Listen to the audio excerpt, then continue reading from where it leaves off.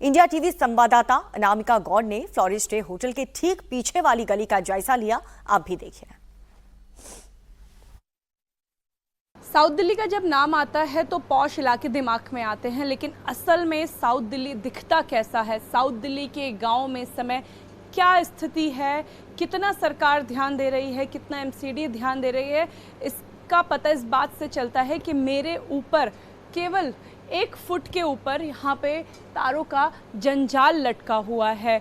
ये वो गली है हौज रानी गाँव की, जहाँ पे लाखों परिवार रहते हैं और यहाँ से 100 मीटर की दूरी पर ही कल शॉर्ट सर्किट हुआ, तार में आग लगे और आग इतनी बड़ी कि पूरा होटल जल के राख हो गया। लेकिन उस होटल के ठीक पीछे वाली गली में इस समय हम मौजूद हैं और आपको जो दिखाई देगा वो ये है तारों का जाल, जो शायद अब हौजरानी के गांव वालों ने इसे अपने घर का एक हिस्सा मान लिया है, इसमें सजावट कर दी है। लेकिन ये कितना खतरनाक साबित हो सकता है कि अगर यहाँ पे एक भी चिंगारी लगती है तो ये चिंगारी पूरी तारों की लपटों से होते हुए जितने भी ये घर हैं इन्हें अपनी चपेट में ले लेगा। और आप ये गली देखिए, यहाँ तक फायर ब्रिगेड की टीम आना, उनका एक एक पाइप आना मुश्किल हो जाएगा क्योंकि बहुत संकरी ये गली है। दाएं भी और बाएं भी घर ही घर हैं।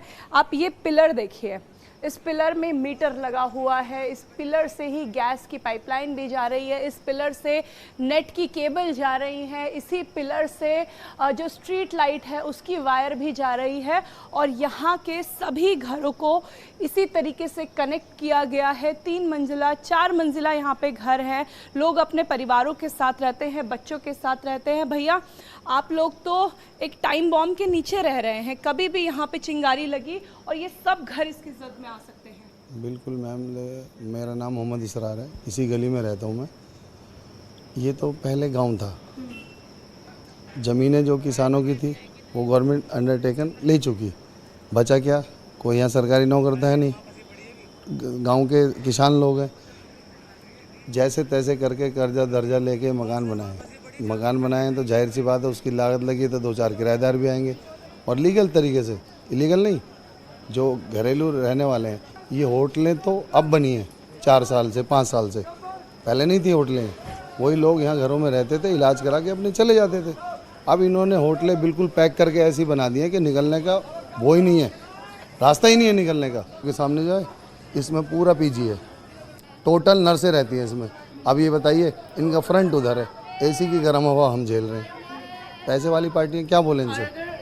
जब शॉर्ट सर्किट होता है तो जो एसी का बाहर का ढांचा है उसमें यही ब्लास्ट होता है, अब आप देखिए ना, वो लोग तो आगे सेफ हैं, ये गली कहाँ जाएगी अगर ब्लास्ट होता तो?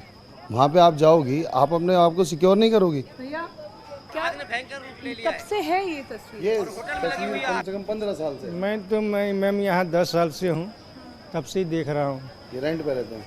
मैं किराए पर रहता हूँ, जॉब करता हूँ हॉस्पिटल में, पेंसिल में हॉस्पिटल में ड्राइवर की जॉब करता हूँ जी।